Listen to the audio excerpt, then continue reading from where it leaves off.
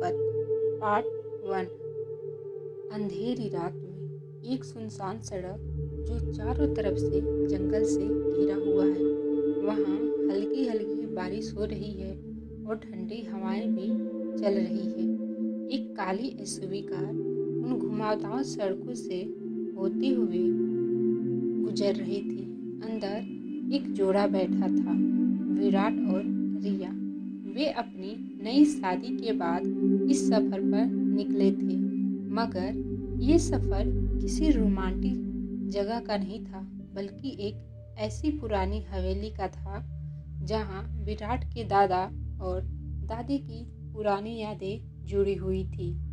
रिया हल्का मुस्कुराते हुए मगर नर्वस टोन में कहती है, विराट, क्या हमें ये जगह सच में जाना चाहिए? मेरा मतलब है, हम किसी खूबसूरत हिल स्टेशन या किसी रोमांटिक आइलैंड पर भी तो जा सकते थे। विराट मुस्कुराता है, मगर इसकी आंखों में एक अजीब सा आकर्षण दिखाई दे रहा था। विराट शरारती अंदाज में कहता है, डर रही हो क्या तुम? रिया हल्का हंसती है, मगर उसकी आंखों में चिंता दिखाई दे रही थी। रिया, नहीं, लेकिन हवेली सालों से बंद पड़ी है ना, और ये रास्ता इतना सुनसान है कि थोड़ा तो अजीब लग रहा है।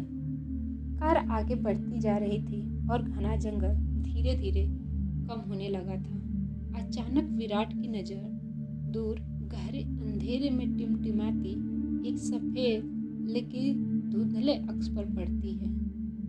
विराट धीमी आवाज में खुद से ही कहता है, वो क्या था?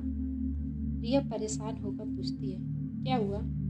विराट उसे देखकर हल्का सा मुस्कुरा देता है। विराट, कुछ नहीं, शायद मेरी आंखों का धोखा हो गया था। तभी अचानक कार एक झटके के साथ वहीं पर रुक जाती है। रिया घबरा कर कहती है, अचानक कार को क्या हो गया? ये रुक क्यों गई? विराट कुछ समझ नहीं पाता है, लेकिन वह अपनी स्टीयरिंग को घुमाने की पूरी कोशिश करने लगता है, मगर कार स्टार्ट नहीं हो रही थी। विराट परेशान होकर कहता है, पता नहीं, शायद इंजन में कोई दिक्कत आ गई होगी। मैं अभी देखता हूँ कि क्या प्रॉब्लम है। विराट कार से बाहर निकल जाता है। जैसे ही वो बोनट खोलता है, हवा और तेज हो जाती है और उसके ठीक सामने हवेली का गेट नजर आने लगता है। एक विशाल काला जंग लगे लोहे का गेट, जिसके ऊपर एक पुरानी नेम प्लेट लगी हुई थी, राय फैमिली उस हवेली का नाम था। रिया कार के अंदर बैठे बैठे हवेली को देखे जा रही थी। उसकी आंखों में डर उभरने लग गया था, जैसे वो ये चीज देखकर अंदर से डर रही हो, उसको कुछ महसूस हो रहा हो। सीन 2, हवेली का दरवाजा। हवेली के सामने विराट और रिया खड़े थे। हवेली बहुत पुरानी थी, दीवारों पर दरारें और जगह जगह बेलों ने अपना कब्जा कर लिया था। विराट आगे बढ़कर भारी लकड़ी के दरवाजे को धक्का देता है। रिया धीमे स्वर में डरते हुए कहती है, विराट, ये जगह तो सच में डरावनी लग रही है। ऐसा लग रहा है कि यहाँ कुछ है। रिया का हाथ विराट के हाथ में कस जाता है।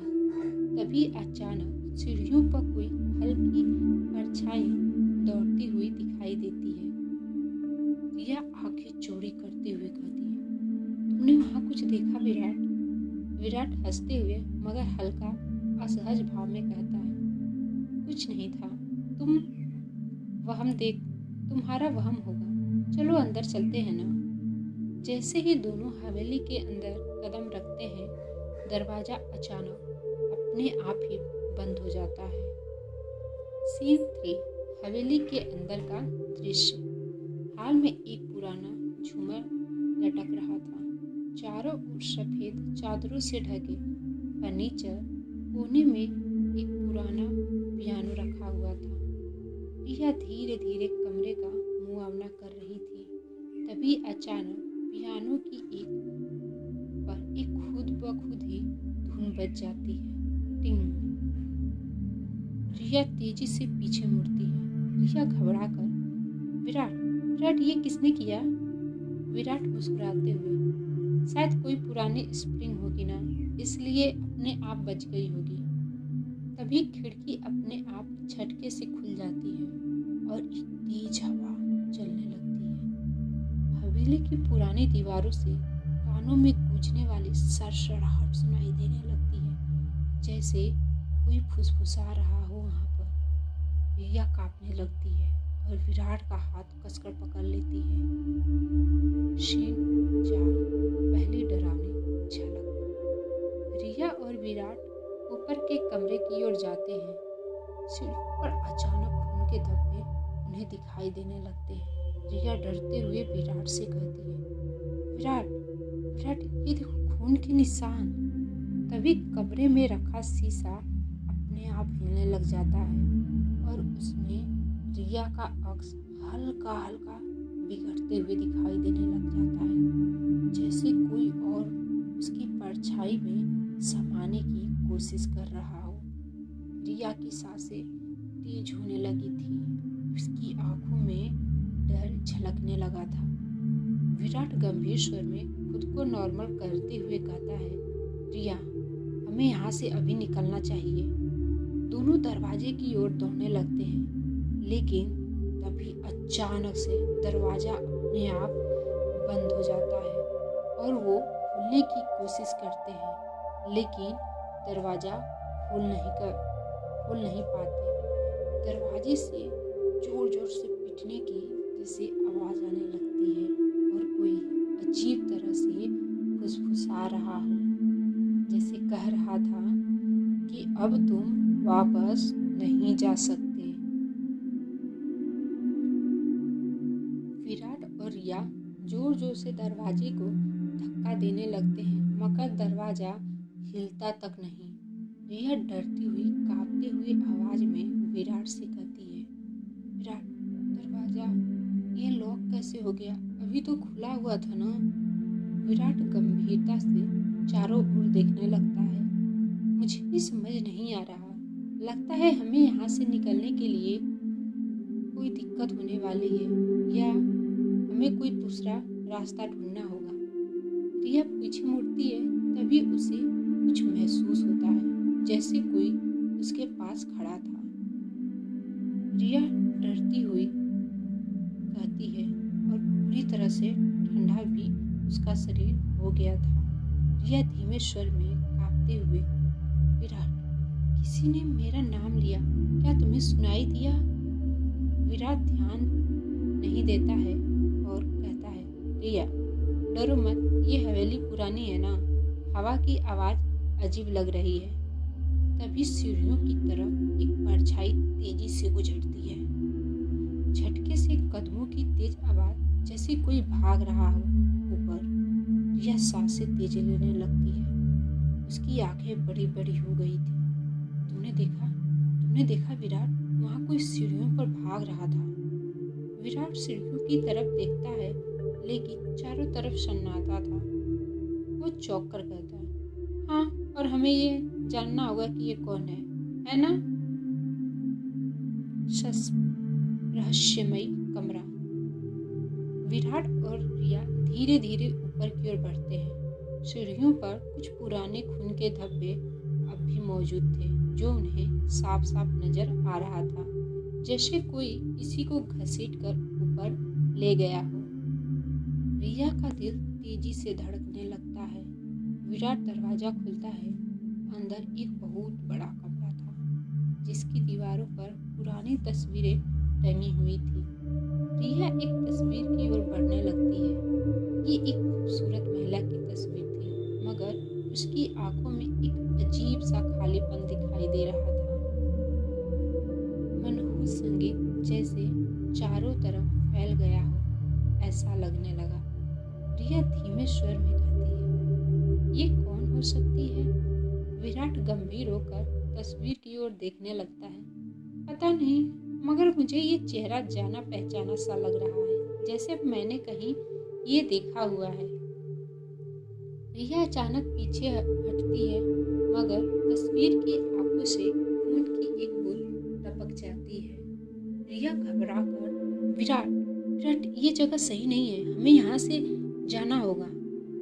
विराट सख्ती से, दरवाजा लॉक है रिया, हमें इसका कारण ढूंढना होगा, तभी हम बाहर जा सकते हैं, वरना हम कैसे जाएंगे। तभी कमरे के कोने में रखी एक लकड़ी की अलमारी अपने आप खुल जाती है। अंदर एक पुराना डायरी रखा हुआ था। नेक्स्ट सीन, डायरी का रहस्य। विराट धीरे धीरे आगे बढ़ने लगता है और धूल से भरी उस डायरी को उठाता है। इसका कवर चमड़े का बना हुआ था, मगर बहुत पुराना और फटा हुआ दिखाई दे रहा था। रिया नर्वस होकर उसे पढ़ने को मना करती है, मगर विराट डायरी खोल देता है।